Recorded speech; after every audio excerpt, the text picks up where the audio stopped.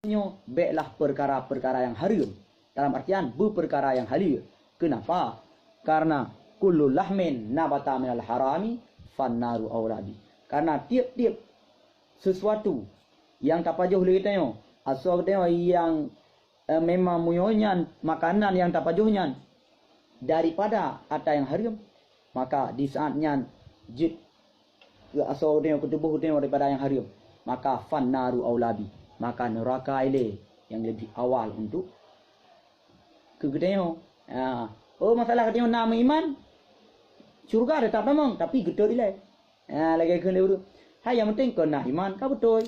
Lih na iman gedor ile tapi tamang syurga tamang. Cuma nak transit ile dalam neraka. Lih transit dalam neraka baru tamang syurga. Hai tamang ci. Biasa salah.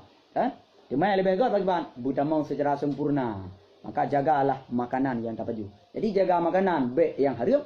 Yang kedua tak jaga juga baik tak blow makanannya dengan peng yang haram. Jadi dua surah haji. Yang pertama baik tak paju yang haram. Yang kedua memang tak paju halal atau tak blow. Tapi tak blownya dengan peng yang haram sama sih surah haji.